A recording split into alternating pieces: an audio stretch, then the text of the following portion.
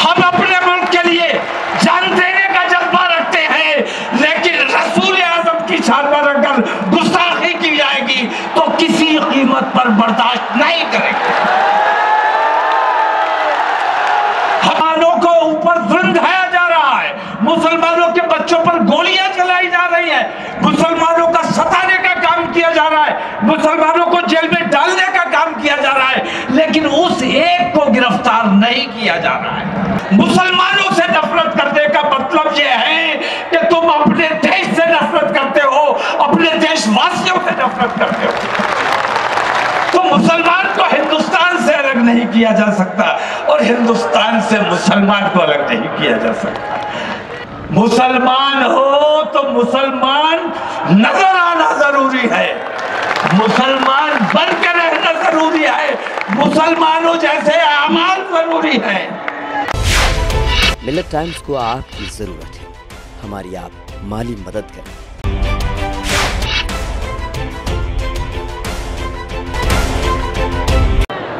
जनाब सदर अफरोज, उलमा और दानिश्वर हजरात और हाज़िरीन जलसा, अस्सलाम वालेकुम व रहमतुल्लाहि व बरकातहू।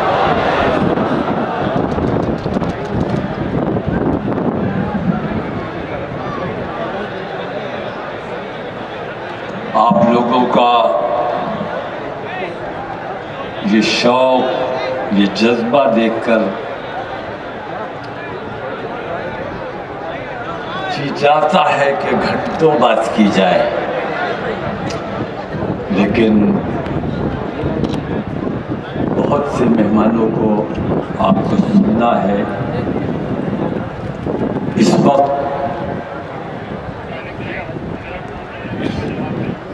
मेरी हाजिरी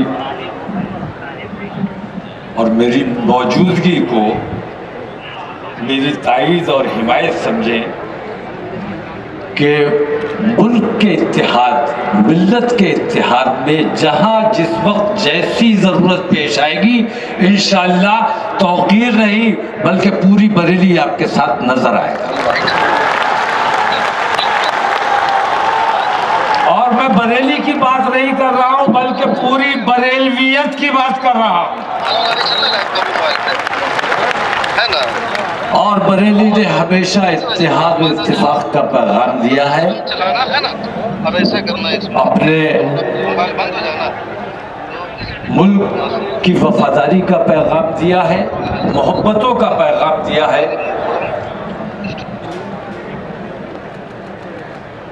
लेकिन कुछ फिरका परस्त ताकतें और हमारे मुल्क की मौजूदा हुकूमत की पॉलिसी हमारे मुल्क में, हमारे मुल्क के इत्तेहाद में रखना अंदाजी पैदा करने की कोशिश कर रही है। मैं देख रहा हूं कि किसी ने जुर्म किया, उसको जुर्म मान लिया गया, पार्टी से बरतरफ कर दिया गया। जब जुर्म मान लिया गया तो उसे गिरफ्तार किया जाना चाहिए कि नहीं किया जाना चाहिए?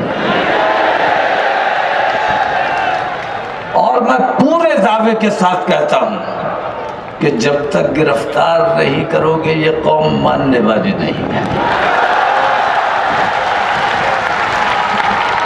लेकिन सरपरस्ती की जा रही है इसलिए कि उसने मुल्क का नुकसान नहीं किया है, मुसलमानों का नुकसान किया है, मुसलमानों की दिल आजारी की है। तो मुसलमानों को ऊपर जुल्म ढाया जा रहा है, मुसलमानों के बच्चों पर गोलियां चलाई जा रही है, मुसलमानों का सताने का काम किया जा रहा है, मुसलमानों को जेल में डालने का काम किया जा रहा है, लेकिन उस एक को गिरफ्तार नहीं किया जा रहा है। इस अन्याय के खिलाफ खिलाफ। और मैं मुसलमान भाइयों से नहीं, मैं अपने हिंदू भाइयों तक भी मेरी आवाज पहुंच रही होगी और वो भी मेरी इस बात की तायीद करेंगे। महाभारत तो हर हिंदू ने पढ़ी है और हर हिंदू को याद होगा कि उस वक्त का जो राजा था वो बेईमान था, वो अंधा था। लेकिन कलयुग का आज का राजा अंधा नहीं है।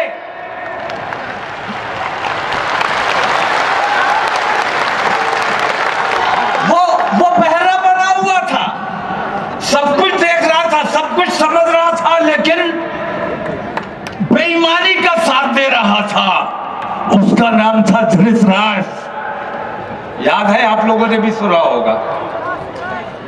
आज कलयुग का धृतराष्ट्र नरेंद्र मोदी जब तक इन तमाम बेईमानियों के खिलाफ आवाज नहीं खोलेंगे तब तक हिंदुस्तान का माहौल ठीक नहीं किया जा सकता।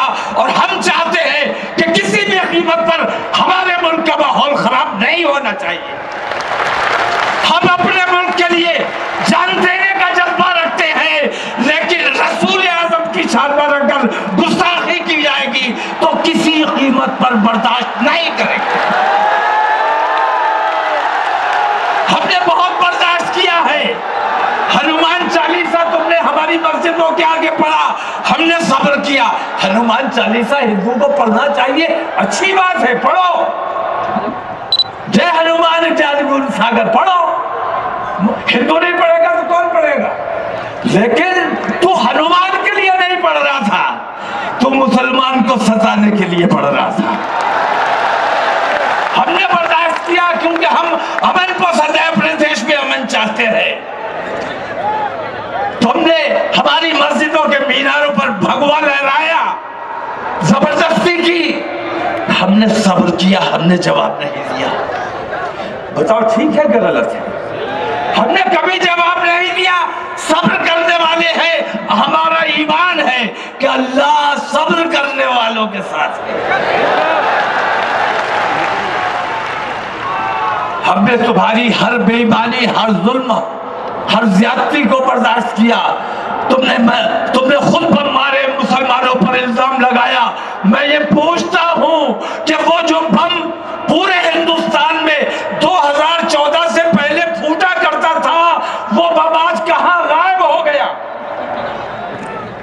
अब कहीं बम इसलिए नहीं फूटता है कि जो बम मारने वाला था वही आज हुकूमत पर बैठा हुआ है।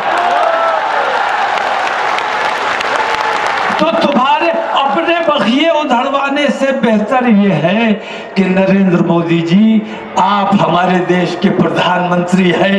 हमारे देश को पूरी दुनिया में जलील करने का काम मत करो, गैरों की बात मत सुनो।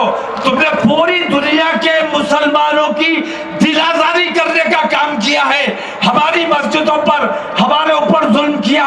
कभी गल्फ कंट्रीज हमारी हिमायत के लिए नहीं आई, ना हम कभी उन्हें बुलाने गए कि आओ हिंदुस्तान में हमारे ऊपर ये जुल्म हो रहा है, हमारी मदद करो। आज वो खुद मजबूर हुए हैं आने के लिए क्योंकि उनके रसूल की शान में गुस्ताखी की गई है। और रसूल हिंदुस्तान के नहीं है, पूरी दुनिया के हैं। मैं कहना ये चाहता हूं कि अगर मुल्क में अमन अमान चाहिए, ज्यादा तवील गुफ्तगू मेरे ख्याल से नहीं हो रही है, मेरा टाइम हो गया।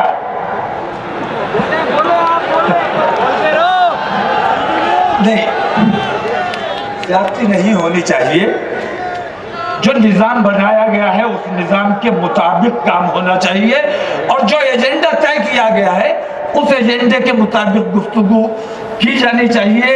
यहाँ मैं देख रहा हूँ कि ख़वातीन का भी बहुत बड़ा मजमा है और मैंने भी बरेली में 17 तारीख को, यहाँ मैं सद्भावना के हवाले से एक बात कहना चाहता हूँ कि बरेली में मैंने जुमे को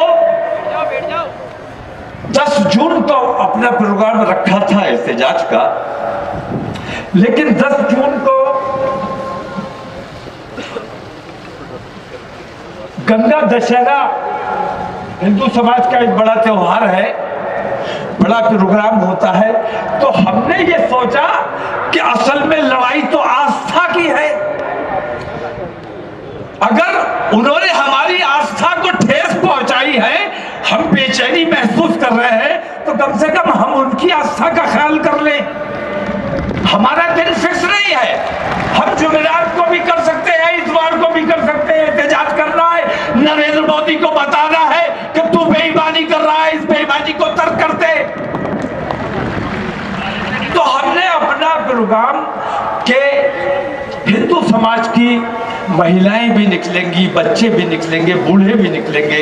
ऐसे माहौल में अगर हमारे गम और गुस्से से भरे हुए नौजवान निकलेंगे तो हालात कहीं ना कहीं कशीदा हो सकते हैं। तो हमने एकता और भाईचारे का पैगाम देने के लिए अपनी 15 दिन की मेहनत को जाया किया और हमने कहा कि हम जुमे को प्रोग्राम नहीं करेंगे ताकि इन हिंदू भाइयों का प्रोग्राम आसानी से हो जाए। ये हमारा मिजाज है, क्योंकि हम जानते हैं इज्जत दोगे तो इज्जत पाओगे, बदतमीजी करोगे तो बदतमीजी का जवाब भी तुम्हें देना आता है और दे सकते हैं। लेकिन हम देना नहीं चाहते, क्योंकि हम अपने देश में अमन रखना चाहते हैं। और अगर तुम अपने देश से प्यार करते हो, अगर तुम अपने देश के गद्दार नहीं हो, तो तुम्हें भी अमन का साथ देना चाहिए, भाईचारे का साथ देना चाहिए, इत्तेहाद का साथ देना चाहिए। मुसलमानों से नफरत करने का मतलब यह है कि तुम अपने देश से नफरत करते हो, अपने देशवासियों से नफरत करते हो। हम तो इस देश का हिस्सा है। मेरा मानना यह है कि हिंदुस्तान की रग रग में मुसलमान दौड़ता है, गली गली में मुसलमान पाया जाता है, और मुसलमान की रग रग में हिंदुस्तान खून बनकर दौड़ता है। तो मुसलमान को हिंदुस्तान से अलग नहीं किया जा सकता और हिंदुस्तान से मुसलमान को अलग नहीं किया जा सकता। तो जो हमें सताने का काम करता है, ये समझ लेना कि असली देशद्रोही वही है। इन देशद्रोहियों का तमाम हिंदू मुसलमानों को मिलकर मुत्तहिद होकर इनका मुकाबला करना है और इन्हें काफिर किरदार तक पहुंचाना है और अपने मुल्क को बिकने से बचाना है, बर्बाद होने से बचाना है। हम अपने देश से प्यार करते हैं। भारतीय जनता पार्टी वालों से हमें उतनी नफरत नहीं है जितना हमें अपने देश से प्यार है। हम भारतीय जनता पार्टी वालों के खिलाफ इसलिए नहीं है कि वो मुसलमानों से दुश्मनी करते हैं, बल्कि हम भारतीय जनता पार्टी के खिलाफ इसलिए हैं कि वो हमारे देश को नुकसान पहुंचाने का काम कर रहे हैं। इंशाअल्लाह फिर बहुत जल्द आप लोगों के दरमियान हाजिरी होगी।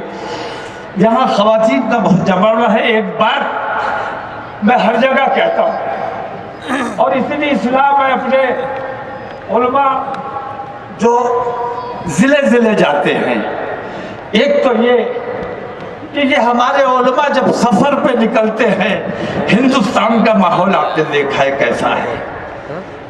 इन्हें किन किन नफरत भरी निगाहों से गुजरना पड़ता है, तबलीग दीन के लिए जाते हैं और नफरतों से गुजरना पड़ता है। इसलिए नहीं कि ये दाढ़ी वाले टोपी वाले हैं, बल्कि इसलिए कि आमतौर से मुसलमान अपनी शनाख्त छुपा के घूम रहा है। मुसलमान हो तो मुसलमान नजर आना जरूरी है, मुसलमान बनकर रहना जरूरी है, मुसलमानों जैसे अमाल जरूरी है। स्पेशल अटेंशन भी चाहिए कि हमें मुसलमानों जैसी इज्जत हो। और अमाल तुम्हारे ये है कि जो बेईमानों के अमाल है वो तुम्हारे अमाल है। खवातीन हजरात से मैं दरख्वास्त करना चाहूंगा कि मोबाइल बेशक हमारी जरूरत बन गई है, आज वक्त की जरूरत है, मोबाइल के बगैर काम नहीं चलता है, लेकिन अपने टीनेजर्स बच्चों को, कम सिर्फ बच्चों को मोबाइल देना अगर जरूरी है, लैपटॉप देना अगर जरूरी है, तो इतना जरूर करो कि उसमें उन बच्चों को पासवर्ड मत डालने दो। कम से कम हफ्ते में 1-2 बार उनके मोबाइल को, उनके लैपटॉप को चेक जरूर करो, क्योंकि हमने देखा है बहुत से हमारे पास ऐसे वाकयात और ऐसे मुकदमात आते हैं जिसमें हम ये देखते हैं कि माँ बाप ने अगर अपनी बच्चियों को मोबाइल न दिया होता तो शायद ये दिन देखना नसीब ना होता। मोबाइल कान के जरिए अज़ान हो रही है। चलिए, अस्सलाम वालेकुम, खुदा हाफ़िज़।